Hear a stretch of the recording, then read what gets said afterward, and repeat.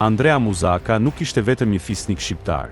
Ai ishte një ndërtues pushteti që e zgjeroi sundimin e Muzakës rreth Beratit në një nga principatat më të forta të shekullit të 14. Nëpërmjet manovrave të mprehta politike, ai fitoi tituj të mëdhenj në Perandorinë Bizantine duke përfshirë despot dhe marshall i Arbërisë. Kur zgjerimi serb kërcënoi Arbërin e asaj kohe, Andrea luftoi ashpër duke rimarrë Beratin në vitin 1350 dhe duke refuzuar të nënshtrohej ndaj Stefan Lazarit. Legjenda e tij arriti kulmin në vitin 1369, kur ai mundi mbretin Vukashin në Pelister, një fitore që ndihmoi në ngritjen e statusit të tij në të gjithë Ballkanin. Në këtë video ne po ashtu do shfaqim kampanjat e Karl Thopis, një princ i fuqishëm shqiptar i cili ndërtoi një territor të fuqishëm në Arbërinë qendrore dhe e bëri Durrësin fortesën e tij kryesore, ndërsa kërcënimi osman vetëm sa kishte filluar të shtypte principatat arbërore.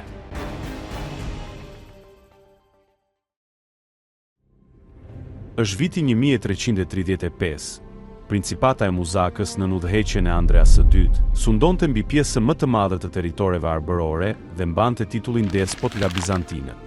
Ashtu si fisnikët e tjerë vendas arbëror gjatë rënies së autoritetit bizantin, Andrea i dytë vendosi të konsolidonte pushtetin e familjes së tij dhe të vepronte në mënyrë të pavarur jashtë Konstantinopojës. Bizantinët, edhe pse i dhanë atij titullin despot dhe njihnin sundimin e tij, ende pretendonin sovranitet dhe kërkonin të ruanin kontrollin mbi rajonin. Për të forcuar pozicionin e tij kundër bizantinëve dhe kërcënimit në rritje të perandorisë serbe, Andrea i dytë formoi një aleancë të rëndësishme me mbretërinë anxhuine të Napolit. Në këmbim, ai u bë një vasal anxhuine, gjë që i siguroi atij mbështetje të jashtme dhe një kundërpesh ndaj autoritetit bizantin. Rebelimi ishte pjesë e një lufte më të gjerë për kontroll mbi territoret kryesore në Arbërinë Jugore dhe Epir. Andrea Muzaka synonte të zgjeronte principatën e tij, një ambicie që binte ndesh me qëllimet administrative dhe pretendimet territoriale bizantine. Rebelimi u shtyp përfundimisht, duke çuar në shpërngësimin e përkohshëm dhe dëbimin e shumë fisnikëve Muzakaj në Greqi. Gjatë periudhës së 1341 dhe 1347, perandoria bizantine ishte përfshirë në një luftë civile, dhe serbët e shfrytëzonin këtë situatë duke pushtuar shumicën e zotërimeve bizantine brenda Ballkanit Jugor. Andrea i dytë udhëhoqi rezistencën kundër serbëve dhe formoi aleanca të ndryshme me familje të tjera fisnike arbërore, si dhe mbajti lidhje me aleatët e tij tradicional anxhuine. Në vitin 1336, mbretëria e Serbisë nën Stefan Dushanin pushtoi Durrësin e kontrolluar nga anxhuinët. Edhe pse anxhuinët arritën ta rimarrin Durrësin, Dushani vazhdoi zgjerimin e tij në jug, dhe gjatë viteve 1337 dhe 1345, ai kishte pushtuar Kaninën dhe Vlorën.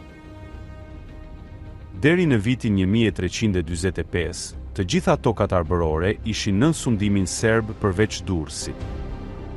Megjithatë, Andre Muzaka vazhdoi të rezistonte governatorit e emëruar nga Stefan Dushani për të qeverisur rajonet e Beratit dhe Vlorës, Gjom Komnen Aseni. Megjithatë, me shtrirjen e tepërt territoriale serbe, erdhi një periudhë paqëndrueshmërie në Arbëri, pasi shumica e territoreve u nënshtruan dhe nuk kontrolloheshin drejt për drejt nga guvernatorët serb. Në vitin 1350, Andrea Muzaka nisi një kryengritje të madhe në Arbërinë Jugore, duke rrethuar qytetin strategjikisht të rëndësishëm të Beratit. Në një rrethim të shkurtër, Andrea do të pushtonte ish-kryeqytetin e Muzakës, ndërsa Gjom Komneni i tërhoqi forcat e tij në Kanin. Pas vdekjes së papritur të Stefan Dushanit në vitin 1355 dhe rënies së perandorisë serbe të shkurtër, Andrea Muzaka rimori kontrollin mbi pjesë të Arbërisë juglindore dhe zgjeroi ndjeshëm principatën. Ai pushtoi me sukses Skorçën dhe Devollin në vitin 1355 dhe në fillim të vitit 1363, ai mundi Aleksandër Komnenin në një betejë të sheshtë, përpara se të pushtonte zotërimet e fundit serbe në Arbërinë Jugore.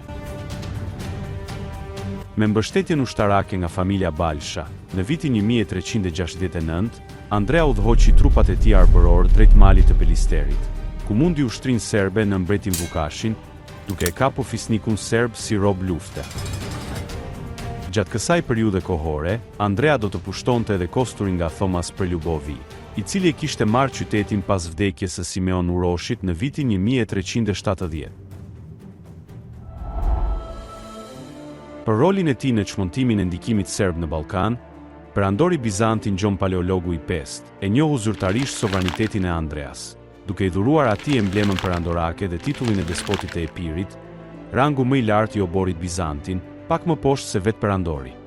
Ndërsa pjesa më e madhe e arbërisë jugore u pushtua nga Principata e Muzakës, arbëria qendrore ishte ende në ndikimin serb dhe anxhuj. Në pranverën e vitit 1358, Karl Topia gjithashtu udhëhoqi trupat e tij në Epir, duke mposhtu me vendosmëri Nikeforos Orsini në betejën e Akelut. Vdekja e Nikeforosit i la Epirin dhe Thesalin pa sundimtar, dhe Karl Topia ja la plaçkën e fitores Gjimbua Shpatës dhe Pjetër Loshës, duke quar në shpërbërjen e Epirit midis klaneve shqiptare, asaj të Principatës së Artës dhe Principatës së Shpatës.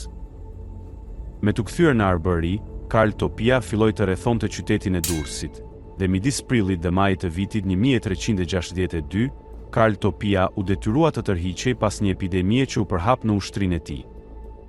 Megjithatë, Durrësi u rrethua përsëri në vitin 1368, dhe Karli arriti ta pushtonte qytetin, i cili në atë kohë ishte bërë një nga qytetet më të rëndësishme të anjovë për shkak të humbjes së tokës në fronte të tjera. Në këtë moment, Karli do ta shpallte veten edhe si duk i Durrësit dhe princi i Arbërisë.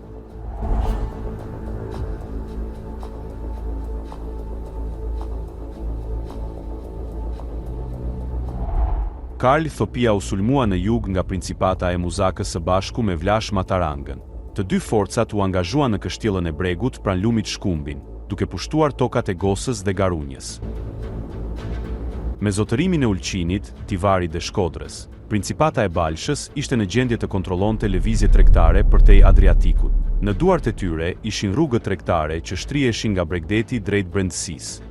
Më e rëndësishmja prej tyre ishte rruga që fillonte në pikën doganore të Dejës, ku bashkoheshin rrugët që vinin nga portet e Shëngjinit, Ulqinit dhe Tivarit dhe vazhdonin përmes luginës së Drinit për të arritur në rafshin e Dukagjinit, nga ku degëzohej në qendrat kryesore të vendbanimeve të Kosovës. Përpjekjet për të zgjeruar kufit e Principatës drejt jugut i quan Balshajt në përleshje me fisnik të tjerë arbëror, Dukagjinët, Zahariasit dhe veçanërisht Principatën e Thopisë, që ishin zotërinj të Arbërisë dhe që nga viti 1364, zotërinj të Durrësit. Përplasja midis dy principatave më të fuqishme arbërore u bë e pashmangshme. Në një betejë të zhvilluar rreth shtatorit të vitit 1364 midis Gjergj Balshës dhe Karl Topisë, ai u mund dhe u kap rob nga ky i fundit. Me ndërhyrjen e Republikës së Raguzës, një mik i dy shtëpive fisnike arbërore, Gjergj Balsha u lirua dhe armiqësia përfundoi me martesën e Karl Topisë me Katerinën, motrën e Gjergj Balshës. Pas betejës së Maricës midis forcave osmane dhe serbëve, perandoria serbe në atë kohë u mund nga forcat osmane, dhe si pasojë e kësaj lufte turqit filluan të pushtonin tokat e bizantëve dhe të hynin thellë në gadishullin ballkanik, ndërsa perandoria serbe u nda përfundimisht.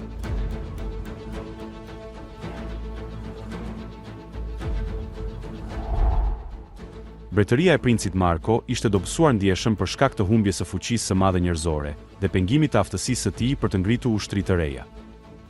Duke dashur të përfitonte nga situata, Andrea Muzaka formoi një aleancë me dhëndrin e tij, Andrea Gropën.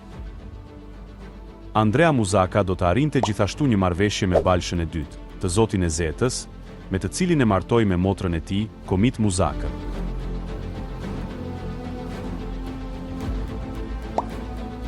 Sipas marrëveshjes, Balsha do ta mbështeste Muzakën kundër armiqve si Marko, ndërsa Muzaka do t'i jepte territorin e Vlorës dhe Kaninën si pjesë e prikës së martesës. Ata të tre do të luftonin kundër princit Marko në të njëjtin vit.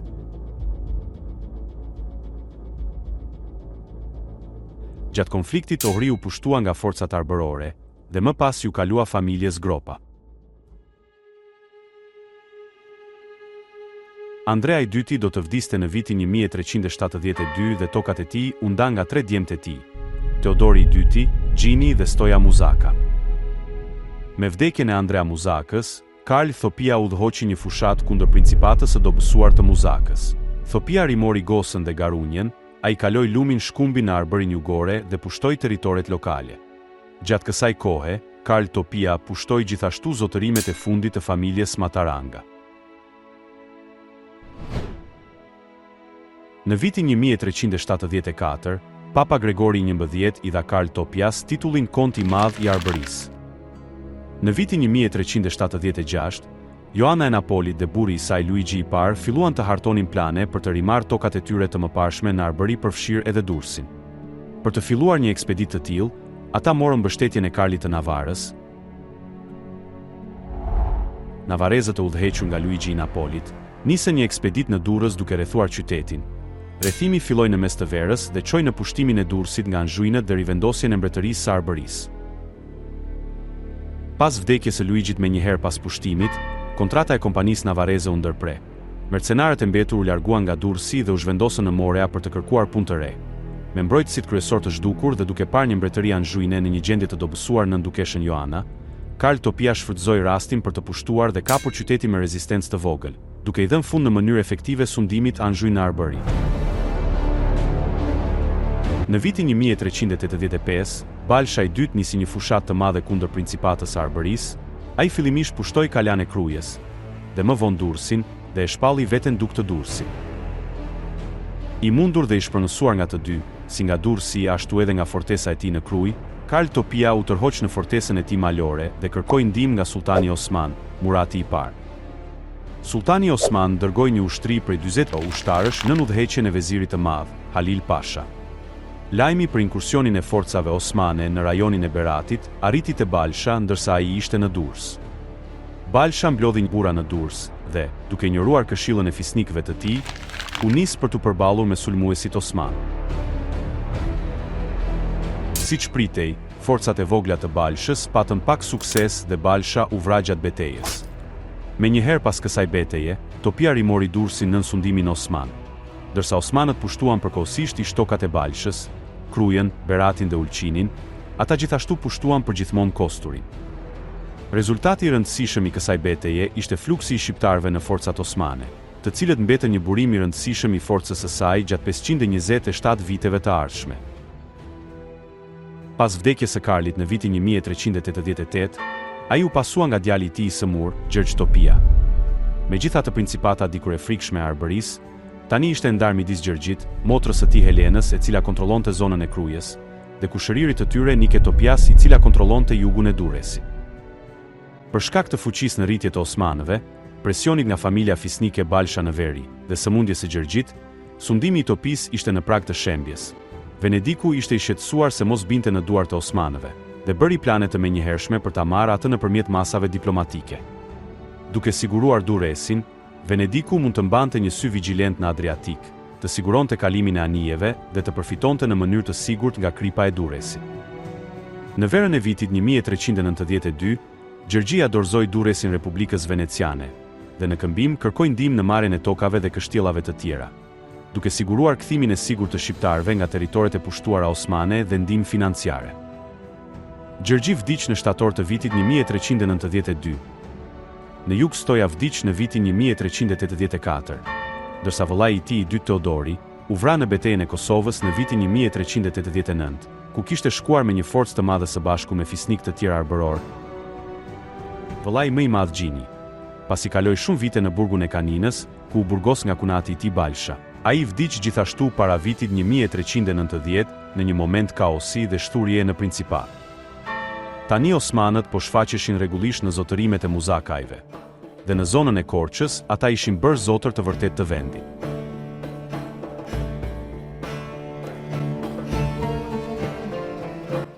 Pas fushëbetejës së Kosovës në vitin 1389, ku mbetën të vrarë princi i Serbisë Lazari dhe Sultan Muradi i Parë, situata politike në Ballkan ndryshoi përfundimisht. Ne do të vazhdojmë të flasim për historinë e shqiptarëve në javët në vijim dhe për t'u siguruar që mos ta humbisni videon e re. Abonohuni dhe shtypni butonin e ziljes. Po ashtu në qoftë se ju ka pëlqyer videoja, konsideroni ta shpërndani videon pasi ndihmon jashtëzakonisht shumë. Ky është kanali i Kronikanit Shqiptar dhe ne do të shihemi herën tjetër.